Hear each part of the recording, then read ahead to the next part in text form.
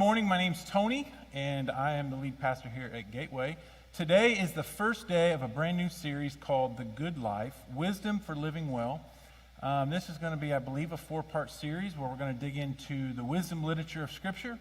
And we need to wise up, right? I mean, we live in an informational age where, man, we got a lot of knowledge, a lot of information, but what do you do with it? And that's our problem, right? We don't know what to do with that knowledge. We don't know how to make good choices, how to live wisely. And so we're going to, everybody wants a good life. I don't know I don't know anybody, but maybe you do, that woke up today and said, I just hope my life is bad today. Anybody? No, nobody says that, right? Everyone begins their life and they live their life and they get up every day hoping that this might be a little bit more happier than the day before. That my life will be good, my life will be better. So what is the good life? I mean, that's a great question, right? What is the good life? This has been a question that's been around for a long time. As a matter of fact, if you go Google this, you'll get into the philosophy of the good life. There's actually an area of philosophy called the good life philosophy.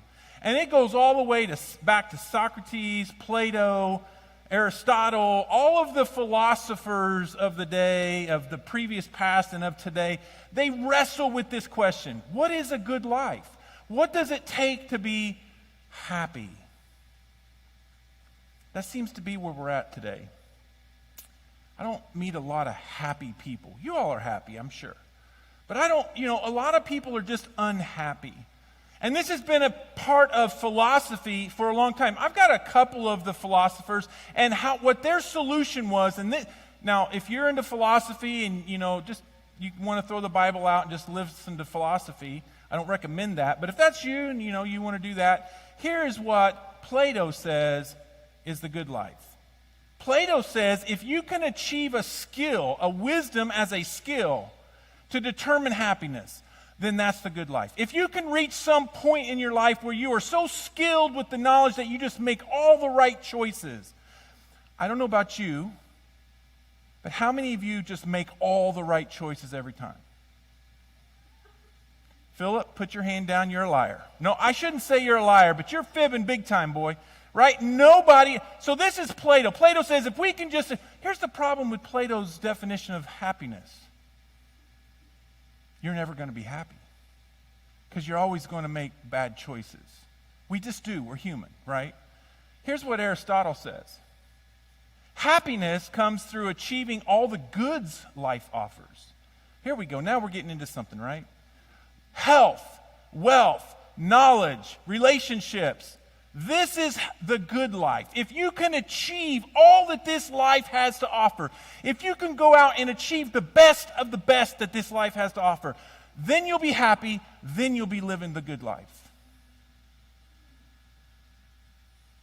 And then a little bit more modern of the 18th century, a man named by Immanuel Kant, he says this: happiness includes power, riches, honor. Means everybody honors you. They think you're the best person since sliced bread, best thing since sliced bread. Honor, health, it is a complete well-being and satisfaction with one's condition. This is what Immanuel Kant says. Riches, honor, health. So what about today? These are guys from like thousands of years ago and even a couple hundred years ago. How would you define the good life? I mean, we hear it all the time. Here's how I think we can define the good life. And don't laugh at me, but I think this is true. Turn the TV on and watch the commercials. You think I'm joking, don't you? I'm being dead serious. These people are marketing masters. They're gurus. They understand what you're thinking. They understand how to communicate to you. They understand how to trick you into believing that what they're offering is going to make your life great. Watch this video by a company named Shields. Shields is like a Bass Pro Shop, outdoorsy place up in the west side. When you go to Did I forget to put the video in? Oh, I'm sorry. Man, they're waving at me. I'm thinking. But anyway, this Shields commercial, I'll just explain it to you. This Shields commercial is this 30-second clip. And all the time that the commercial's happening, you hear kind of in the background a song called The Good Life. This is the good life. I'm not going to sing it. This is the good life. No, I don't know it. So it's these. You hear this in the background. This is the good life. And you know what this is about? This thing? A Shields credit card. And they're singing in the background, this is the good life, and they go from clip to clip to clip. If you get our credit card, here's the message. If you get our credit card, you can have a boat that you can fish in, you can have clothes, you can do this, you can do that, you can take trips, you can have everything that you want that Shields offers, which is about everything. And in the time you're hearing this is the good life. And they're sending this message to us. And we buy into it. We really do. I do. You do. We all do. That what they're offering is going to make your life great. Here's what we define to be the good life today. Life that is self-satisfying and self-fulfilling. A satisfied life. We want to be satisfied socially, economically, relationally, psychologically. We just want to be happy. We want to be satisfied with our life. And we buy into these messages that if we can just get everything that the world offers, then I'll have the good life. The messages today is this car is going to make you happy. This house is going to make you happy. Play the lottery, because if you win, you're going to be really happy. Lose weight, you'll be happy. Find a mate, you'll be happy.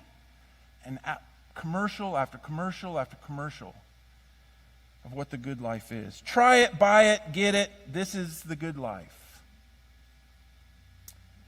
So here's the message that I hear from today and even in the past.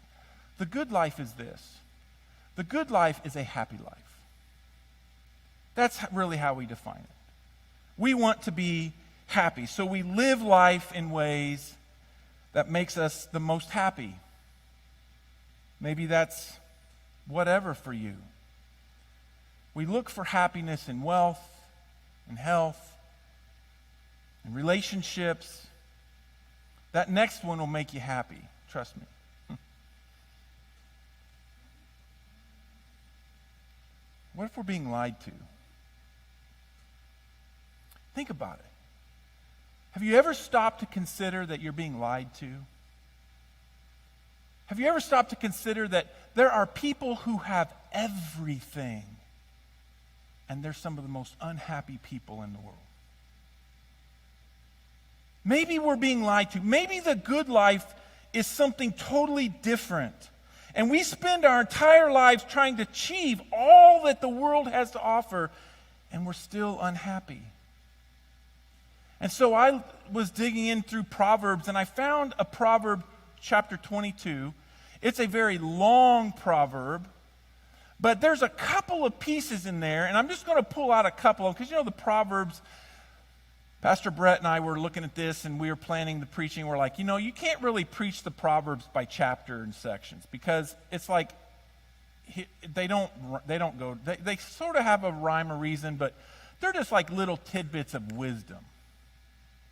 So I pulled out a couple of these verses, and I thought, this is the good life. Look at verse 1 through 2. Chapter 22 of the Proverbs. If you have your Bible, you can open them. We'll have them up here. I believe we have the New Living Translation is what we have up here. But it says this: choose a good reputation. Some of your translations say, choose a good name. Choose a good name. Over great riches. Being held in high esteem is better than silver or gold. Next verse. The rich and the poor have this in common. The Lord made both of them. The Lord made both of them. So here's what I take out of these two verses, that the good life is a respected life. The good life is a life, a name, a person who is by reputation, good, respectable. Now, reputation is important, but I want you to understand, this is not, the writer of the Hebrews is not talking about just simply people liking you.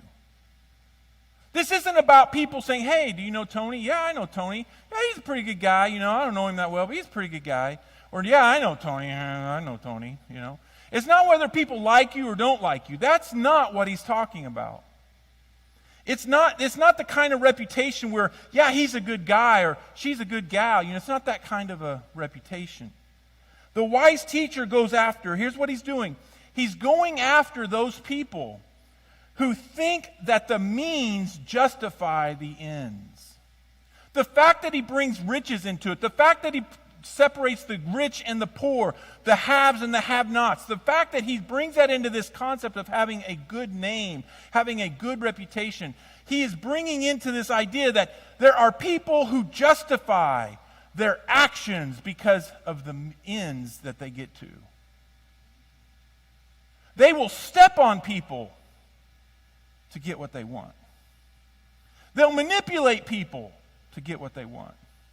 I had a pastor one time preaching a sermon. I was in the service, and man, it was just like hit me right between the eyes. He said, look, if what you have today, if where you're at and what you have came through means of lying, manipulation, trickery, cheating, you are not in God's will.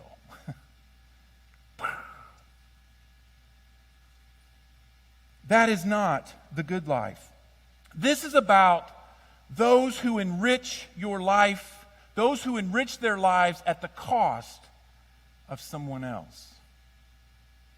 A good name is not found in your health or your wealth or your knowledge or your skill or your position or whatever else you might think gives you a good reputation. The proverb writer says a good life, a respected name, it comes to those who have humility toward those around them. Who see that whether you're rich or you're poor, we are all created in God's sight. That's very different than just people liking you or not liking you. This is about living your life in such a way that you don't hurt people to get what you want. You don't lie to people to get what you want. You don't manipulate people to get what you want. You don't climb the ladder at the cost of someone else. That is not the way to live your life.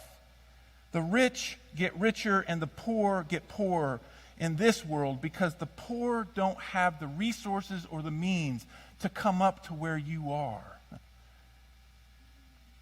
And the writer of this says a good life is someone who will reach down and pull them up to where you are.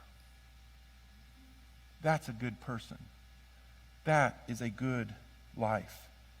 It's easy to take advantage or step on the little guy on your way to the top. But it's hard to reach down and pull people up to where you are. The good life comes when I become the type of person where I see everyone equal. Everyone deserves to be where I'm at. Everyone I need to help lift up who are downtrodden and oppressed. The good life comes as we take as much interest in others as I do in myself. This is reputation, a good reputation. This is a name that the Proverbs writer says you should have. Next verse, verse 9. I'm going to skip to verse 9. He says this, blessed are those who are generous because they feed the poor. So a good life is someone with a good name, and the good life is someone who is generous. A good life is a generous life. This is so counterculture to what we hear today. It really is. Usually, in our minds, we buy into that lie that a good life comes when I get everything that I want. Everything that I dream about. This American dream that we have. When I get everything that I have, when I get, the car and the truck and the house and the boat, and I get the bank account, and I get the 2.5 kids, I'll let you decide who's the half the human. But, the 2.5 kids, when I get everything that I am desiring, then I'll be happy. My life will be good. And this is the lie. We buy into the culture that says everything I get makes me happy. He's saying, no, the good life is when you give what you have. We tend to be very materialistic and a consumerist group of people. It's the American way. We can't help it. It's ingrained in us. It's in our minds. It's in our makeup. It's who we are. The good life comes when you get all that you want, because we say more is better. But here's the problem with that philosophy. More is never enough. We never have enough. When we get the house and the car and the kids, then we want another kid and a bigger house and a better car. It's never enough. I'm not saying that these things are bad. They're not bad. But if you live your life in such a way that you think that's going to make you happy, the proverb writer is saying, no, a good life comes when you give, not when you get. The wise teacher wants us to know that what you get is not a blessing. What you give is the blessing. Your life is blessed when you are generous. Micah, an Old Testament prophet, said it this way. He just got right down to it in Micah chapter 6, verse 8. He says, "No, O people, listen to me, people. The Lord has told you what is good. And this is what he requires of you. To do what is right, to love mercy, and to walk humbly with your God." So maybe we're getting it all wrong about the good life. Maybe we've bought into that lie. Maybe we're going down the rabbit hole of trying to think that more is going to make me happier, or when my life gets in order, then it's going to be good. We're looking for the good life in all the wrong places. We've drank the Kool-Aid. We think power, riches, honor, stuff, relationships, even our health is going to make my life good. Most of us, if not all of us, are on the hunt for the good life, because most of us, if not all of us, we're not happy. We're not content with what we have. We want more. We want better. We want what we want, because we all want a good life. But here's something that I know from almost 50 years of living, pastoring, raising kids. Here's something that I know that I think you'll agree with me. The things that we build our lives on are like shifting sand. They can be there for a moment and gone just as quick. If I build my life on my wealth, that can go quick. If I build my life on a relationship, if I think this relationship is what's going to make me happy, that relationship can be gone, either through death, separation, whatever. You see what I mean? The things that we build our lives on are like shifting sand.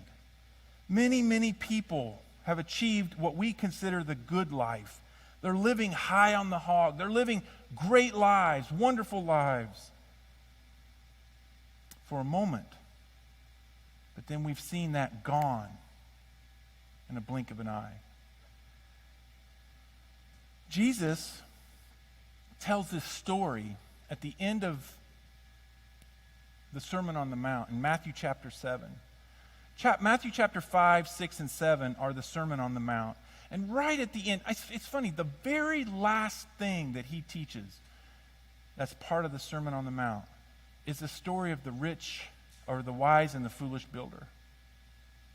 And the way the story goes, Jesus says, look, I have just given you the gospel. I have just laid out for you how you should live your life. I have just laid out for you how your life should. I've just laid out for you that you want to. And man, if you go through if we could all just live out the Sermon on the Mount, we would be living out the gospel. And at the very end of that, Jesus says, okay, look, those of you who are going to take my word seriously, those of you who are buying into what I'm saying, listen to me. You're like a wise man building his house on a rock. Because these words of mine, this teaching that I'm giving you, me, myself, I'm the rock. I don't move. But a wise man didn't listen to these words. And he builds his life on health and wealth and relationships and whatever else the world has to offer. And he builds up his life only for what happens to all of us at some point in our life. The storms of life rage and they come. And it hits us, and it's all swept away. And now we have nothing to stand on. If you've built your life on those, if you think that makes the good life, then you're a fool. You're not wise. But if you do what I say and live your life according to the Sermon on the Mount, if you put others before yourself, if you put God, if you love God with your whole heart, mind, soul, and strength, if you put God first amongst all things and you love your neighbor as yourself, that is the rock on which you build your life. You do know that that is the whole of the gospel. To love God with your whole heart and to love your neighbor as yourself. To put others before yourself. The reason it's shifting, what is good for one generation might not be good for another. What I mean by that is, how many of you, your parents came up through the Depression? Anybody? Come on. Tell me, I see some gray hairs out there. How many of you, your parents, lived during the Depression? Okay, how many of you lived during the Depression? Which one? Well, see me afterwards. They got pills for that. But hey, listen. So that generation, what they considered the good life, for us today, we look back and they think it's great. That was awesome to get. For us, it's different. And every generation has something different. More, right? What would make a mother, now listen to me, what would make a mother with little children in South America happy is very different than what would make us happy. What would make a black child living in the inner city happy is very different than what would make us happy. We have high aspirations. Sometimes what you think is the good life is very much dependent upon where you think your life is now. There are children who just wish they had a bed, not a memory foam with a reclining bed frame, right?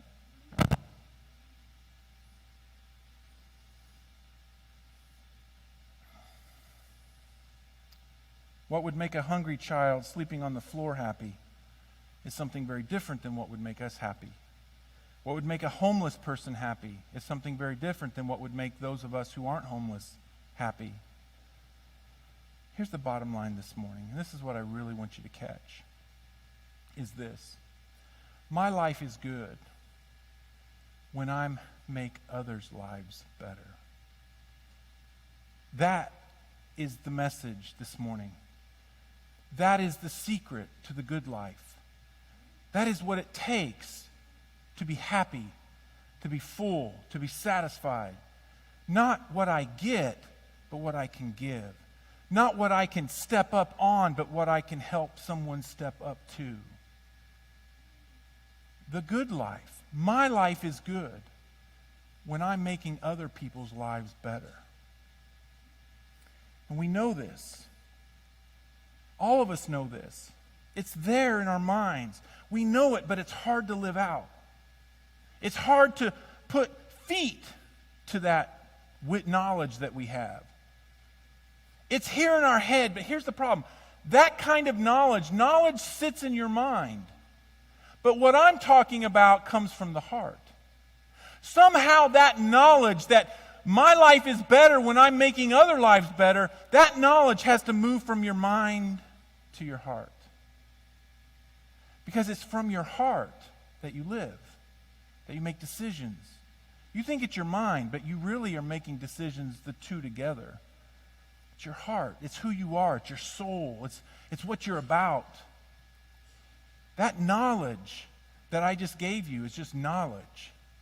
It's just information.